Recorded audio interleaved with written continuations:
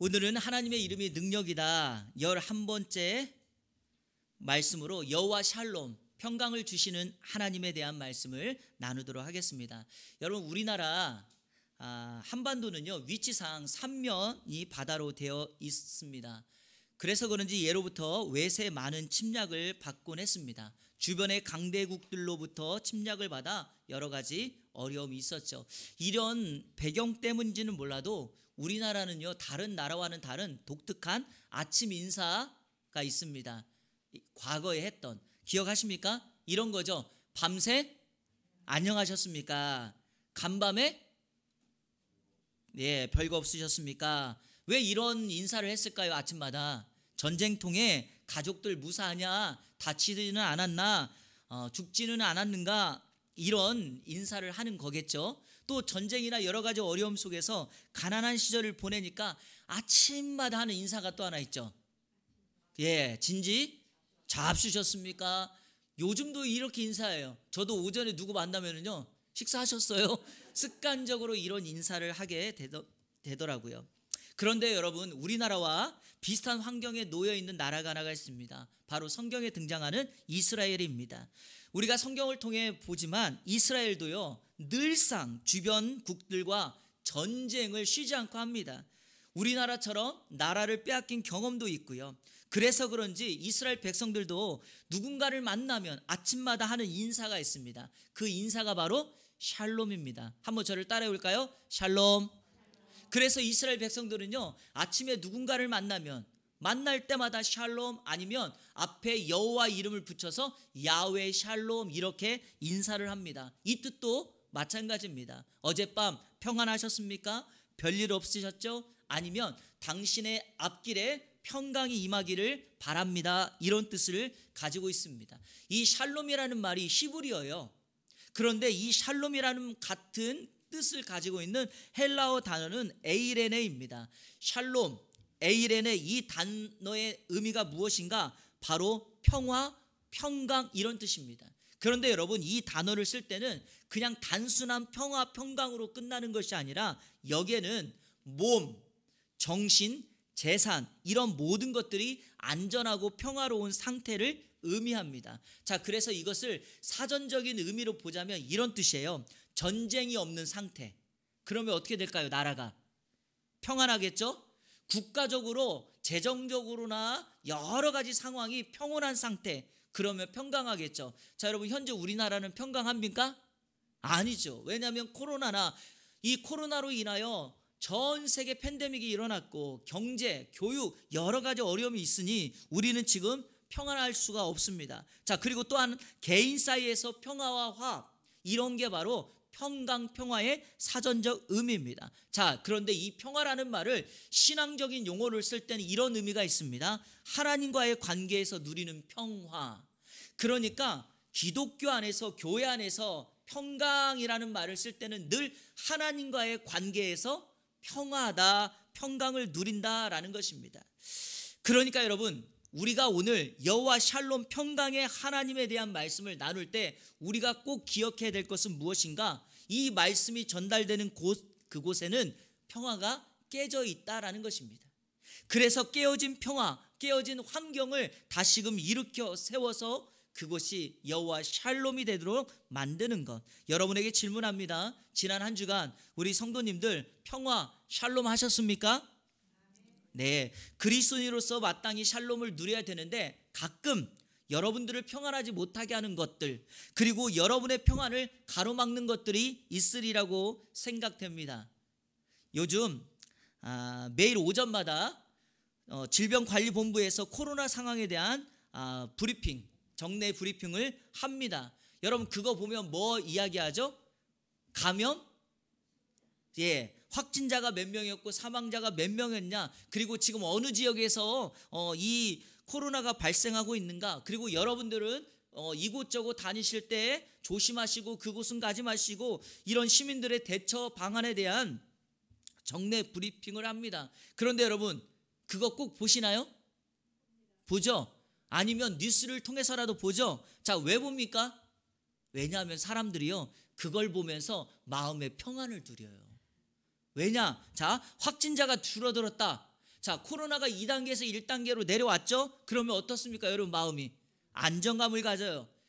그런데 여러분 지난 금요일 이틀 전에 뉴스에서 질병관리본부에서 확진자를 조사했더니 다시금 155명 세 자릿수로 되니까 다시 마음이 어떠하던가요? 불안해요. 평안이 깨져요. 우리 안에 샬롬이 필요하다는 것을 우리는 이 질병관리본부에서 발표하는 브리핑을 통해서 늘 경험하고 있습니다. 그렇지 여러분? 그런데 여러분 우리는요 오늘 말씀을 통해서 쉴 새 없이 바뀌는 코로나 상황에 그 내용 때문에 평안을 누리는 것이 아니라 그리고 세상에서 우리에게 주는 그러한 정욕이나 만족 때문에 평안을 누리는 것이 아니라 오로지 신앙 안에서 여호와 샬롬 하나님께서 우리에게 주시는 평안, 그리고 그 하나님을 만남으로써 누릴 수 있는 평안, 이 평안을 오늘 여러분들에게 소개하려고 합니다. 그래서 오늘 말씀 듣는 여러분들 이 말씀 들으시고 이번 한 주간 여호와 샬롬의 은혜가 넘쳐나기를 주님의 이름으로 축원합니다. 성경에서 여호와 샬롬이 처음으로 계시된 말씀이 바로 오늘 우리가 읽은 사사기 6장입니다.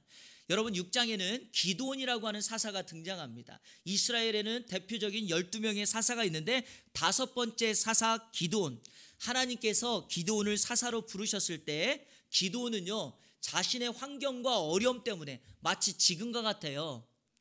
요즘과 같아요. 그러니까 이런 코로나나 여러 가지 경제, 정치의 어려움, 이런 정말 어려운 상황에서 하나님이 기드온을 부른 겁니다. 그랬더니 기드온이 자신을 부르신 하나님이 정말 하나님인지 믿지를 못하는 거예요. 그래서 하나님께 여호와의 사자에게 이런 말을 해요. 당신이 정말 하나님이라면 주 되시는 표징을 나에게 보여달라고 요청합니다. 자, 오늘 우리가 읽은 본문이 바로 뭡니까? 그 내용이에요. 그랬더니 여호와의 사자가 기드온에게 내가 표징을 보여주겠다고 말하면서 기드온이 상수리 나무 아래다가 재물을 갖다 올려놓습니다. 국을 부어요. 그랬더니 여호와의 사자가 가지고 있는 지팡이 끝을 그 재물에다가 딱 이렇게 갖다 댑니다. 그랬더니 바위에서 불이 나와가지고 그 재물을 다 불태워요. 기드온은 그때 하나님을 보았다고 두려워합니다. 그때 기드온이 다시금 그곳에 여호와의 제단을 쌓고 그곳의 이름을 뭐라고 불렀더라? 여호와 샬롬이라 불렀더라. 그래서 여러분 여호와 샬롬이 등장하게 된 거죠. 오늘 우리가 암송구절로 삼았던 사사기 6장 24절 다시 한번 읽어보겠습니다. 다 같이 시작. 기드온이 여호와를 위하여 거기서 제단을 쌓고 그것을 여호와 샬롬이라 하였더라. 그것이 오늘까지 아비에셀 사람에게 속한 오브라에 있더라. 아멘. 그래서 오늘 저는 기드온이 어떻게 여호와 샬롬 평화의 하나님을 고백하게 되었는지, 어떻게 우리는 여호와 샬롬 하나님을 만날 수 있는지 세 가지로 정리하여 하나님의 말씀을 여러분들에게 나누도록 하겠습니다. 여호와 샬롬 평강의 하나님을 어떻게 만날 수 있을까요? 첫째로 한번 따라해 볼까요? 회개를 통해. 그렇습니다, 여러분. 회개하며 만날 수 있습니다. 자, 오늘은 사사기 6장 1절부터 전체를 좀 살펴봐야 될 텐데요. 1절을 제가 읽어보겠습니다. 이스라엘 자손이 또 여호와의 목전에 악을 행하였으므로 여호와께서 7년 동안 그들을 미디안의 손에 넘겨주시니. 1절에서 혹시 눈에 들어오시는 단어가 있습니까? 또라는 말이에요. 또 한번 따라해보세요. 또. 이거 또라는 건 반복한다는 거죠. 여러분 원문에는요 이 또라는 말이 없어요. 그런데 이스라엘 백성들이 반복적으로 하나님 앞에 죄를 짓자 성경을 쓰신 이 저자는 1절을 기록하면서 이스라엘 백성들이 또 하나님 앞에 범죄했다라는 말을 강조하고 있습니다. 여러분 죄를 짓는 것은 하나님 앞에서 악을 행하는 것입니다. 더욱이 반복적으로 죄를 지었다는 것은요 하나님 앞에 돌이킬 수 없는 큰 죄입니다. 여러분 죄는 반드시 그 결과를 가져옵니다. 오늘 본문에 이스라엘 백성들이 죄를 지은 결과가 뭔가요? 바로 미디안 백성들에게 전쟁에서 패하고 7년 동안이나 그 지배와 억압을 당하는 것이었습니다. 그러니 미디안의 지배 속에 놓여 있으니 이스라엘 백성들 편에서는 평안이 완전히 깨어지고 말았습니다. 자, 이 부분에서 우리는 두 가지를 짚고 넘어가야 됩니다. 하나, 이스라엘이 어떤 죄를 도대체 저질렀기에, 자, 두 번째는 그 죄의 결과가 어느 정도였기에 평안을 완전히 빼앗았는가, 이것입니다. 자, 먼저 이스라엘이 어떤 죄를 저질렀나요? 우상 숭배입니다. 여러분, 우상 숭배는 하나님이 가장 싫어하는 죄입니다. 사사기 6장 10절, 이거는 같이 한번 읽겠습니다. 시작. 내가 또 너희에게 이르기를 나는 너희의 하나님 여호와이니 너희가 거주하는 아모리 사람의 땅의 신들을 두려워하지 말라 하였으나 너희가 내 목소리를 듣지 아니하였느니라 하셨다. 아멘. 여기 보니까 아모리 사람의 땅들의 신들을 두려워하지 말라 말했는데 이들이 그거를 어떻게 했어요? 하지 않았어요. 듣지 않았어요. 그리고 그들은 이 땅의 신들을 섬겼다는 것입니다. 그러니까 여러분, 우상 숭배는요, 하나님이 가장 싫어하기에 어떤 형편, 어떤 상황에서도 타협해서는 안 되는 범죄 행위입니다. 자, 여러분, 이것 때문에 이들이 심판을 당했죠. 자, 다음으로 우상 숭배의 결과가 얼마나 참혹한지 한번 볼까요?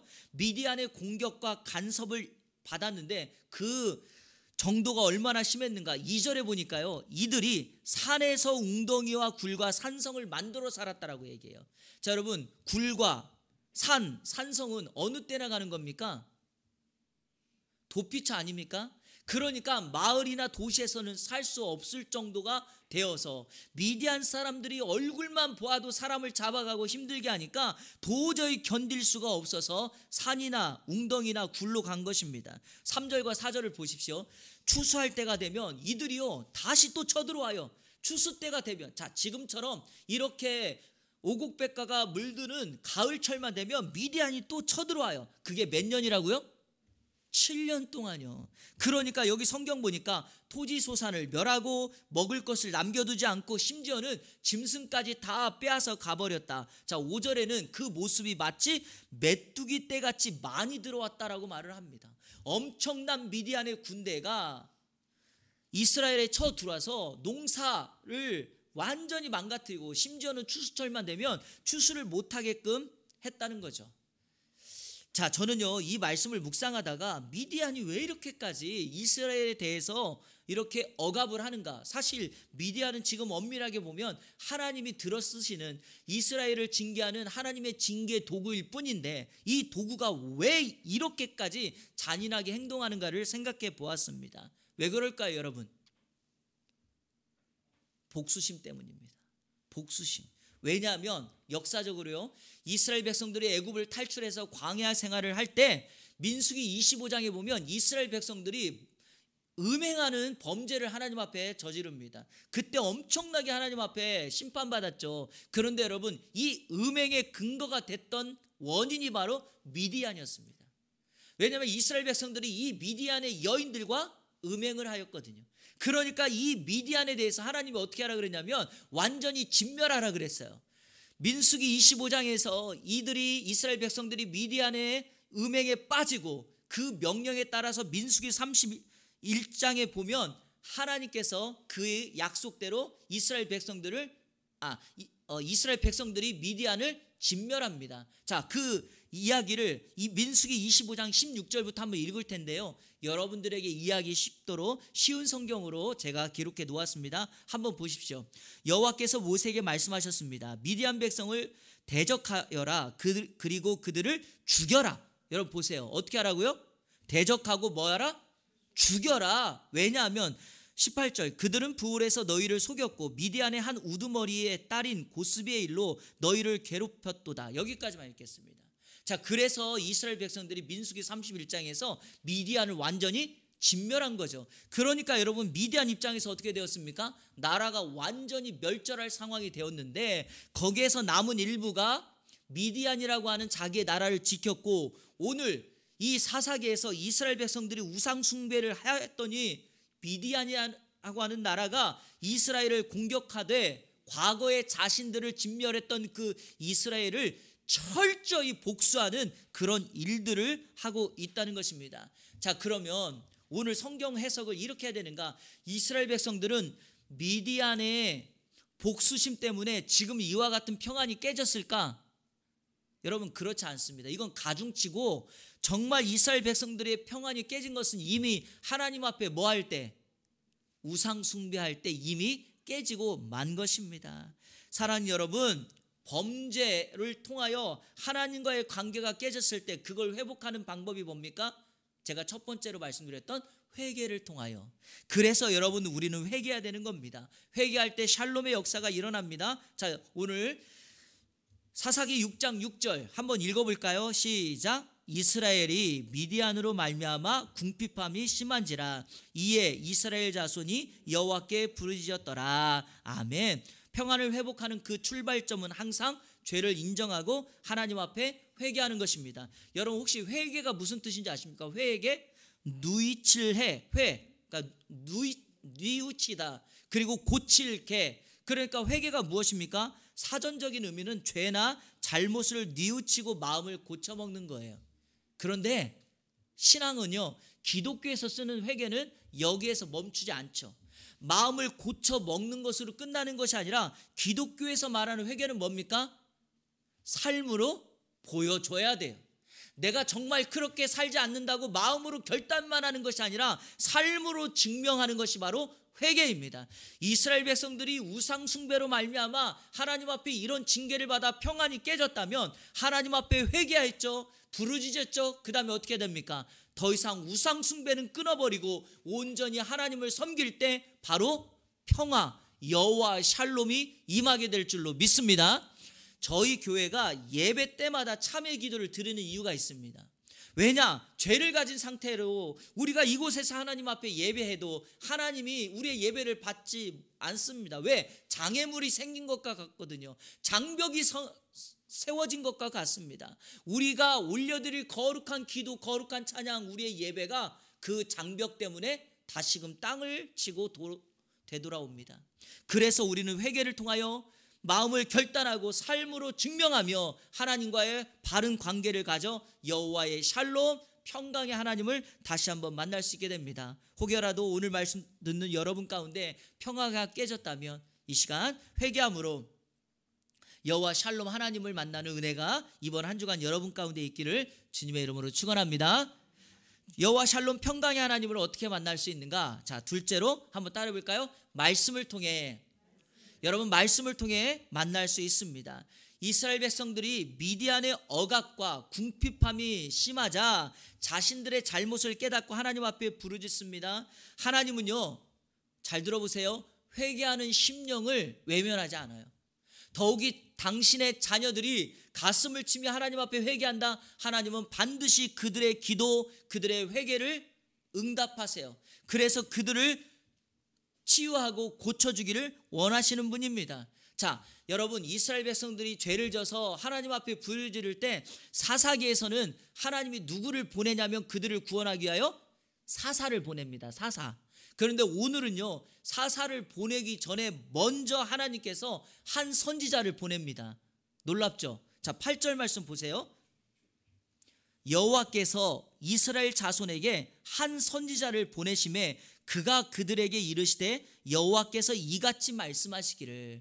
사사를 보내기 전에 이상하게도 이 기드온의 사건만큼은 한 선지자를 먼저 보내요. 이 선지자가 누구인지 우리는 알 수 없어요. 그러나 분명한 사실 하나, 이 선지자가 와서 뭐 했어요? 여호와께서 이같이 뭐 하시기를? 말씀하시기를. 다시 말하면 하나님의 말씀을 이 선지자를 통해 먼저 백성들에게 전달합니다. 왜일까요? 여러분, 사사를 보내기 전에 선지자를 보내서 말씀을 전하는 것으로 하나님과 깨어진 이스라엘 백성들의 그 평안을 회복하기 위함입니다. 그러니까 다른 사사하고는 다르게 하나님께서 오늘 본문에서 여호와 샬롬이 나타나는 이 본문만큼은 선지자를 먼저 보내 말씀을 듣게 하는 것입니다. 사랑하는 여러분, 여러분에게 그리고 이 세상에 있는 사람들이 평강이 사라지는 이유는 두 개입니다. 그 안에 말씀이 없다. 두 번째는 말씀을 들었는데도 자라지 않는다는 것입니다. 잘 들어보세요. 죄를 지었어요. 죄를 짓지도 않았어요. 죄를 지은 게 아니라 죄를 짓지도 않았어요. 교회도 잘 나가요. 말씀도 들어요. 봉사도 잘했어요. 그런데도 평안이 없어요. 이유가 뭘까요? 말씀이 자라지 않기 때문이죠. 예수님께서 그래서 우리에게 씨 뿌리는 비유를 통하여 우리의 마음을 점검하게 하십니다. 자, 여러분, 씨 뿌리는 자가 씨를 뿌리죠. 그런데 네 가지의 밭에다가 씨를 뿌립니다. 자, 먼저 이 씨는 뭡니까? 하나님의 말씀입니다. 씨 뿌리는 자는 하나님, 예수님입니다. 네 가지의 밭은 우리의 마음의 상태를 말을 합니다. 각 길가, 돌짝밭, 가시밭, 옥토입니다. 중요한 것은 그 말씀이 마음의 상태가 옥토가 돼야지만 100배, 60배, 50, 30배의 결실을 맺습니다. 저는 이 시간 축복합니다. 여러분의 마음이 옥토밭이 되어서 하나님의 말씀 던져졌을 때 100배의 결실을 맺어 마음의 천국, 가정의 천국을 만들기를 축복합니다. 그런데 여러분, 중요한 사실이 뭐냐? 우리의 마음이 길가가 돼요. 길가에 말씀이 뿌려지니까 어떻게 됩니까? 새들이 와서 다 쪼아먹어요. 예수님은 그 해석을 뭐라고 말하는가? 내 마음을 관리를 못하니까 악한 자가 와서 마음의 씨앗을 다 빼앗아 갔다 그랬어요. 여러분, 지금도 마찬가지예요. 말씀 들을 때 두 눈을 부릅뜨시고 저를 째려보세요. 그리고 마음을 온통 그 말씀에 집중해 보세요. 그러면 여러분, 악한 자에게 마음을 빼앗기지 않습니다. 예배하는 데 있어서도 우리가 중요한 게 뭐냐면 이 길가는요, 항상 그래요. 다른 것을 생각하니까 그래요. 하나님께 집중해야 될 시간에 다른 것을 생각해요. 나 이거 끝나고 뭐 해야 되는데? 그러니까 예배에 집중하지 못하고 그것만 생각하게 되죠. 그랬을 때 여러분, 마음이 길가가 됩니다. 자, 두 번째, 돌짝밭이 있어요. 이 돌짝밭은요, 말씀의 씨앗을 뿌리면 말씀이 처음에는 잘 들어가요. 그래서 말씀을 받고 기뻐해요. 그런데 문제가 뭐냐? 환란이 오고 어려움을 만나면 뿌리를 깊게 내리지 못하니까 어떻게 돼요? 쉽게 그냥 말씀을 잃어버리고 맙니다. 가시떨기는 어떠합니까? 말씀을 듣는데 항상 이 가시가 찔러요. 그러니까 세상의 염려, 재물의 유혹 때문에 말씀이 막혀서 자라지를 못하게 합니다. 여러분, 이것이 예수님이 우리에게 가르쳐 주신 거예요. 말씀을 통해서. 그래서 여러분은 이제 오늘 말씀을 들으시고요, 말씀을 듣지만 말고 그 말씀을 순종함으로 빼앗기지 않게 되기를 축복합니다. 여러분의 삶 속에 뜻하지 않는 어려움과 고난이 찾아온다 할지라도 말씀의 심지, 말씀의 뿌리를 예수님께 여러분의 마음 깊은 곳에 심어서 어떤 어려움에도 흔들리지 아니하고 인내하는 신앙으로 살아가는 여러분들 되기를 축복합니다. 그리고 세 번째, 이게 정말 중요한데, 나아가서 세상이 우리를 공격하는 기복주의와 세속주의의 문화 속에서 결코 거기에 시선을 두지 않고 살아계신 하나님께 시선을 둠으로 믿음으로 그분을 기쁘시게 하며 상 주시는 하나님을 바라본다면 이번 한 주간 여호와 샬롬, 그 평강의 은혜가 저와 여러분 가운데 임하게 될 줄로 믿습니다. 그 말씀을 통하여 하나님의 평강을 누리는 이 안에 모든 성도님들 되시기를 주님의 이름으로 축원합니다. 여호와 샬롬, 평강의 하나님을 어떻게 만날 수 있나요? 세 번째는 한번 따라 볼까요? 중재자를 통해. 그렇습니다, 여러분. 중재자를 통해 만날 수 있습니다. 여호와 샬롬, 평강의 하나님이 주시는 평안은요, 제가 앞서서 회개함으로 말씀을 통해 말씀드렸지만 사실 엄밀하게 말하면 이 두 가지는요, 상대편에서 주시는 반응이죠. 회개는 내가 하고 말씀은 내가 듣지만 그 회개를 받아서 응답해 주시는 분이 누굽니까? 하나님입니다. 말씀을 주시고 그 말씀에 대한 응답으로 축복을 주시는 분은 하나님입니다. 그러니까 중요한 사실이 있어요. 이 평강은 항상 관계 속에서 이루어지는 거기 때문에 누구를 만나느냐에 따라서 어떤 사람은 평안을 누리고 어떤 사람은 누구를 만나면 근심과 걱정이 더 커지게 되어 있습니다. 자, 이런 의미에서 여러분들은 세상 사시면서 누구를 만나면 마음에 평강과 안심을 갖습니까?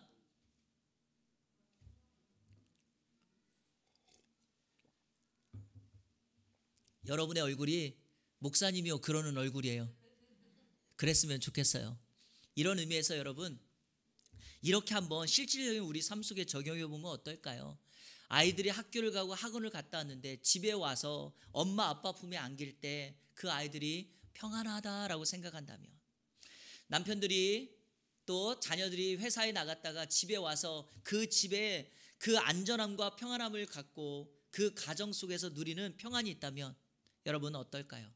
여러분들이 주일이 기다려지고 예배가 기다려져서 준비하고 있다가 교회 입구만 오면, 아니 우리 교회 같으면 차를 지하 주차장에 딱 대고 엘리베이터를 타고 올 때부터 마음이 뜨거워지면서 감동이 되면서 와, 참 좋다라고 하는 그런 마음이 갖는다면 여러분, 그 만남이, 그 관계가 진짜 평안 아니겠습니까? 저는 우리 성도님들에게 우리 교회가, 여러분들이, 여러분의 가정이 그런 평안의 만남이 되기를 축복합니다. 자, 7년 동안 신음하고 있던 이스라엘 백성들이 하나님 앞에 부르짖자 하나님은 중재자로 기드온을 부릅니다. 자, 11절 말씀 우리 다 같이 읽겠습니다. 시작. 여호와의 사자가 아비에셀 사람 요아스에게 속한 오브라에 이르러 상수리 나무 아래에 앉으니라. 마침 요아스의 아들 기드온이 미디안 사람에게 알리지 아니하려 하여 밀을 포도주 틀에서 타작하더니, 하나님께서 기드온을 처음 찾아갔을 때의 모습입니다. 제가 번호를 달아놨죠. 자, 첫 번째, 기드온이 뭐라고 하고 있었습니까? 미디안 사람들에게 들키지 않으려고 숨어있는 행동. 두 번째는 그래서 밀을 타작하는데 어디에다가? 포도주 틀에다가 타작하고 있는 모습. 여러분, 당시의 밀은요, 지금도 그렇지만 어디에서 타작하죠? 엄청나게 넓은 마당이나 밭에서 타작해요. 그리고요, 타작할 때도 어떻게 하냐면 짐승, 소나 말이나 이 짐승들이 이 외부에서 이렇게 끈을 달고 돌면 그 맷돌 같은 거가 타작을 하게 되는 방식이에요. 그런데 여러분, 기드온은 들킬까봐, 미디안 사람들에게 들키면 모든 것을 빼앗기고 두려우니까 숨어서 어디에다가 타작했다고요? 포도주 틀에다가 타작을 하고 있습니다. 사실 이 모습을요, 반대로 해석해 보면 이렇게도 해석할 수 있어요. 가족들을 위하여 모든 먹을 양식을 빼앗기고 없을 때 내 가족 살리겠다고 포도주 틀에라도 밀을 타작하고 있는 기드온의 모습을 볼 수 있죠. 그래서 어떤 사람들은요, 두려워서 아무도 타작하고 있지 않을 때 기드온만이 포도주 틀에서라도 타작을 할 정도이니 기드온은 큰 용사의 면모를 가지고 있다, 이렇게 평가하시는 분들도 있습니다. 아무튼 기드온은 여호와의 사자가 처음 방문했을 때 이런 모습을 가지고 있었습니다. 그때 기드온에게 하나님께서 주시는 메시지, 바로 12절에 보니까 이렇게 기드온을 향하여 불러요. 한번 따라해 보세요. 큰 용사여, 큰 용사여. 자, 여러분, 기드온의 지금 현재 형편과 큰 용사라는 말은 마치 매치가 되지 않죠. 여러분, 큰 용사 정도 되려면 어떻게 해야 돼요? 우리가 지난 과거에 살펴보았던 것처럼 골리앗 앞에서 다윗처럼 용기 있게 나가야지 큰 용사가 되지 않겠습니까? 지금은 숨어 있는데 하나님께서 기드온에게 찾아와서 큰 용사여, 여호와께서 너와 함께 하신다, 이렇게 말을 하고 있다는 거죠. 그런데 여러분, 여기에서 우리가 중요하게 찾아야 될 교훈이 있습니다. 하나님께서 세우시는 큰 용사는 우리 눈에 외적으로 능력이나 힘이 있어서 큰 용사가 아니라는 것입니다. 큰 용사여, 기드온이 큰 용사가 될 수 있었던 것은 바로 뒤에 있습니다. 여호와께서 너와 함께 하신다. 여러분, 자격이 없습니다. 보잘것이 없습니다. 누구에게도 인정받지 못합니다. 박수받지 못하는 사람입니다. 그러나 그에게 하나님이 함께 하시니 큰 용사로 세워질 수 있다, 이 말씀을 하나님께서 기드온에게 보여주고 있습니다. 마찬가지죠, 여러분. 우리도 자격 없습니다. 그러나 하나님이 우리와 함께 하신다면 오늘 말씀 그대로 우리는 큰 용사가 될 수 있는 줄로 믿습니다. 우리 교회도 큰 용사의 사명을 감당할 수 있는 줄로 믿습니다.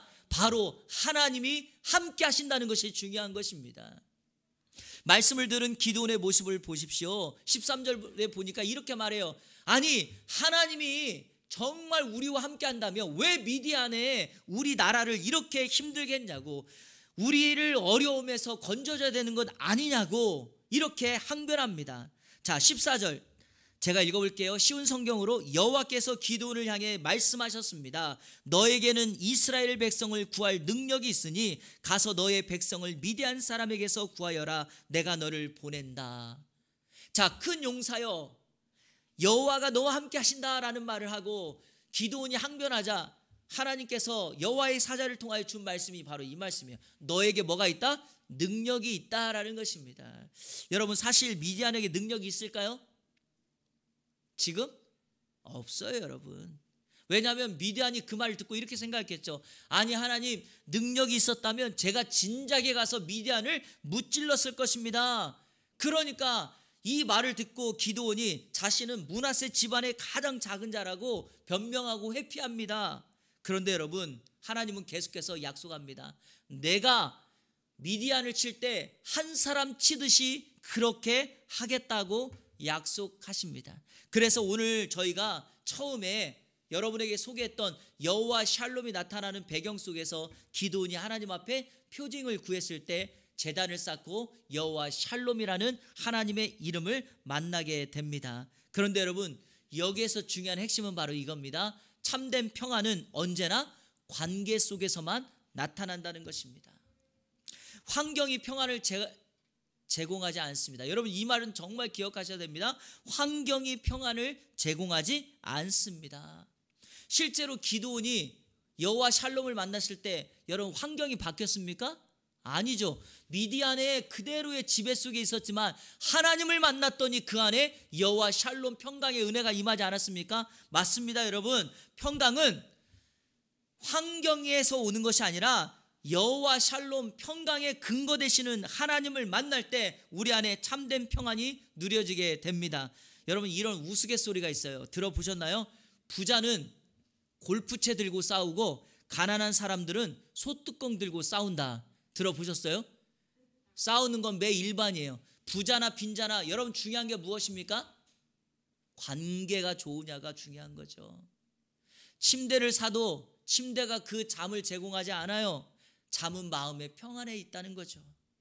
여러분, 집을 사도 그 집안의 행복이 집에 있습니까? 아니죠. 가족들과의 관계 속에 있다는 것입니다. 참된 평안은 환경이 아니라 그 환경 안에 하나님 안에서 누려지는 평강. 자, 그래서 제가 여러분들께 한 가지 이미지의 그림을 그려드릴게요. 어떤 분이 그림을 그렸는데 그 그림의 제목이 뭐냐? 피스, 평화였어요. 그런데 그림의 내용을 딱 보니까 절벽 속에, 밑에는 파도가 막 치는 절벽 속에 둥지 안에 엄마와 이 아기 새들이 놓여있는 이 그림. 자, 그게 제목이 뭐라고요? 평화, 피스라고요. 왜 그게 평화일까요? 아기 새가 떨어지면 죽죠. 그런데 여러분, 어미새와 함께 있으면 아무리 밑에서 파도가 치고 절벽의 둥지를 텄다 할지라도 그 새들에게는 평강이 임하는 거죠. 사랑하는 여러분, 거친 파도 날 향해 와도 파도 안에는 잠잠한 거예요. 바로 우리가 하나님과 함께 한다면 그 하나님이 우리에게 진정한 평안을 주실 줄 믿습니다. 그래서 우리 하나님께서 저와 여러분들을 위해서는요, 평화의 왕을 이 땅에 보내주셨죠. 이사야 9장 6절, 이는 한 아기가 우리에게서 낳고 한 아들을 우리에게 주신 바 되었는데 그의 어깨에는 정사를 메었고 그의 이름은 기모자라 모사라, 전능하신 하나님이라, 영존하시는 아버지라, 평강의 왕이라 할 것임이라. 이분이 바로 누굽니까? 구약의 예언대로 이 땅에 오신 예수 그리스도. 예수 그리스도, 그분은 평강의 왕이십니다. 자, 에베소서 2장 14절 한 절 더 읽어볼게요. 그는 우리의 화평이신지라. 그가 누구냐? 바로 예수 그리스도예요. 예수 그리스도는 우리의 화평이신지라. 둘로 하나를 만드사 원수된 것 곧 중간에 막힌 담을 자기 육체에 허시고. 그렇습니다. 여러분, 예수 그리스도를 믿는 순간 깨어졌던 관계가 하나 되고 연합합니다. 그래서 우리 예수님이 달리신 십자가를 보세요. 자, 여기 보세요. 여러분, 자, 십자가가 어떻게 생겼죠? 가로 세로죠. 어린아이가 십자가를 보면서, 초등학교 1학년 아이가 교회를 가서 처음으로 발견한 게 십자가인데, 십자가를 보면서 뭐라고 얘기했다고요? 엄마, 왜 저 앞에 더하기가 있어? 십자가는 더하기입니다. 나와 우리 주님을 하나로 만드는 더하기입니다. 이웃과 나를 하나로 만드는 더하기입니다. 예수 그리스도 평화의 왕, 그분을 믿고 따르면 아무리 세상에서 관계가 깨어졌을지라도 우리는 그분 안에서 진정한 평안을 누리게 될 줄로 믿습니다. 말씀을 맺습니다. 현재 한국은 코로나 바이러스로 인하여 가는 곳마다 비대면이라고 하는 모임을 갖게 되었습니다. 그런데 여러분, 이 비대면은 기독교적인 단어하고는 완전히 다릅니다. 왜냐? 우리는 늘 대면이죠. 신앙은 만남이지 않습니까? 그러나 제가 말씀을 묵상하면서 한 가지 여러분에게 도전하고 싶은 것은, 이런 환경이 우리에게 진짜 평화를 주는 것이 아니라니까요. 여러분 비대면으로 모이고 여러분들 지금 마스크를 쓰고 있음에도 불구하고 여러분들이 있는 처소에서 살아계신 하나님 그분을 대면할 수 있다는 겁니다. 바로 그때 우리 안에 진정한 평안이 임하게 될 줄로 믿습니다. 오늘 회개를 통하여 말씀을 통하여 중재자 만남을 통하여 여호와 샬롬 하나님의 평강을 누리시고 이 땅에 진정한 평화의 왕으로 오신 예수 그리스도 그분을 여러분들이 만나시고 그리고 여러분들은 할 수만 있다면 이 평화의 왕이신 예수 그리스도를 여러분의 가족들에게 지인들에게 소개함으로 기도원과 같은 또 다른 중재자로 피스메이커로 이번 한 주간 살아가는 이 안에 모든 성도님들 되시기를 주님의 이름으로 축원합니다. 아멘. 우리 시간에 함께 찬양할 때 우리 조금 전에 불렀던 찬송가 내 영혼의 그 깊은 데서 여러분 평화 어디서 내려온다고요? 하늘 위에서 내려오네. 우리 1절하고 4절 부르시면서 하나님께서 허락하시는 평강 그 평강을 사모하며 나가도록 하겠습니다. 찬양합니다.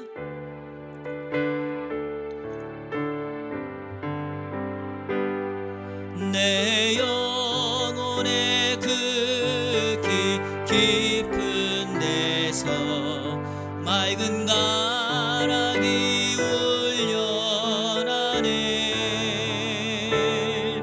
하늘 곡조가 언제나 흘러나와 내 영혼을 고이 싸네. 아멘. 평화로다.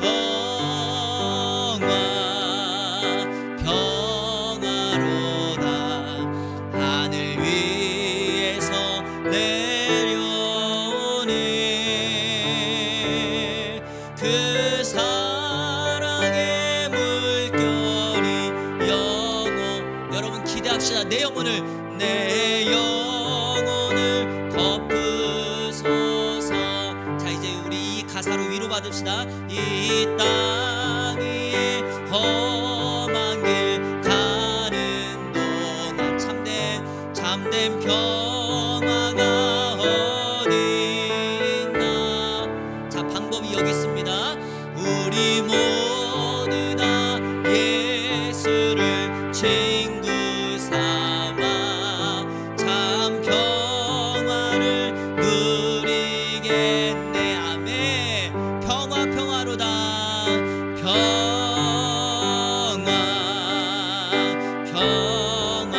평화로다.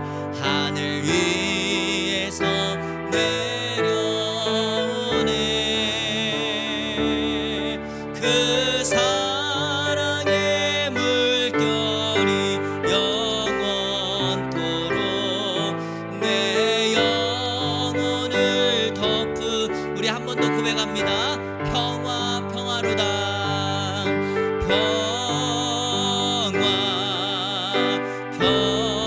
평화로다. 하늘 위에서 내려오네. 그 사랑의 물결이 영원토록 내 영혼을 덮으소서. 아멘. 우리나라 초대 문화부 장관을 지내셨던 이어령 박사님이라는 분이 계십니다. 그분은 뒤늦게 딸을 통하여 예수 그리스도를 만나고 지금 암과 투병 중입니다. 그분은 병원에서 치료받지 않아요. 왜냐? 자신은 이 암과 싸우면서 하나님이 주시는 이 죽음을 맞이하겠노라. 그런데 여러분 그가 인터뷰에서 고백하는 게 뭔지 아세요? 죽음을 피하지 않고 하나님이 주신 선물로 받아들이면 마음에 평안이 임한다는 거. 암세포가 그를 공격하지만 그는 암세포에 지배받지 않습니다. 환경을 뛰어넘는 평안이 그를 붙잡고 있습니다. 저는 그 글을 읽으면서 느꼈어요. 그게 무엇일까? 바로 하늘로부터 임하는 평안입니다. 우리 성도님들께 축복하면서 오늘 함께 기도하고 싶은 것이 있어요. 왜 우리 삶에 어려움이 없습니까? 힘들죠. 내 뜻대로 되지 않죠. 그때 여러분 하늘로부터 임하는 평안을 구하십시오. 하나님이 그 가정에 그리고 우리의 자녀에 우리의 직장에 우리 교회에 그리고 여러분이 기도하고 있는 그곳에 하나님이 임하시면 반드시 평안이 임하게 될 줄로 믿습니다. 우리 시간에 함께 기도하며 통성으로 기도하며 하나님 하늘부터 임하는 평안을 주십시오. 우리 다 같이 기도합니다. 하나님 감사합니다. 오늘도 주신 말씀 여호와 샬롬 평화의 하나님의 말씀을 우리가 듣고 나누었습니다. 하나님 우리를 힘들게 하고 관계를 깨고 평강을 빼앗는 것들이 있습니다. 그러나 하나님 이런 세상의 것에 우리의 마음을 빼앗기지 않게 하여 주옵소서. 하나님 우리가 오늘 들은 말씀 따라 우리 마음 안에 죄가 있다면 회개하게 하여 주시고 말씀이 없다면 말씀을 듣고 그 말씀을 자라가게 하여 주시옵소서. 우리 주님을 만나게 하여 주옵소서. 우리가 중개자 매개자가 되게 하여 주시옵소서. 우리 주님과 함께 있을 때만 진정한 화평 평화의 왕이신 예수 그리스도를 통한 하늘로부터 임하는 평안을 누릴 수 있습니다. 우리 사랑하는 성도님들 질병 때문에 여러가지 환경 때문에 아파하지 않게 하여 주시옵소서. 환경에 지배받아 포기하지 않게 하여 주옵소서. 하늘로부터 임하는 평안을 이기게 하여 주옵소서. 암으로도 질병으로도 물질로도 관계로도 우리가 승리하게 하여 주시옵소서. 예수님 때문에 살았다고 말하게 하여 주시고 기도원이 그 백성들을 살려냈던 것처럼 이제 우리도 주님 만난 자로서 우리를 통하여 가족들을 주변에 있는 친구들과 지인들을 살려내는 우리의 삶이 될 수 있도록 인도하여 주시옵소서. 하나님 아버지 우리 이한교회가 평화의 공동체가 되어서 이곳에 오는 이들마다 예배하는 이들마다 함께하는 이들마다 참된 평안을 누리게 하여 주옵소서. 이 예배 공동체를 통하여 예배하고 이번 한 주간 살아갈 때 우리 사랑하는 성도들이 피스메이커 화평을 만드는 사람이 되어서 관계가 깨져 있고 평화가 없는 곳에 찾아갔을 때 반드시 우리 성도들로 말미암아 하나가 되어지고 연합되어지고 평강이 임하게 하여 주시고 하늘부터 임하는 이들이 될 수 있도록 인도하여 주옵소서. 할 수 있다면 양보하고 배려하고 나누게 하여 주시옵시고 그것들로 말미암아 한 영혼을 건져내는 우리의 삶이 될 수 있도록 인도하여 주옵소서. 예수님은 이 땅에 평강을 주게 하여 십자가에 달려 자신의 생명을 아낌없이 주셨습니다.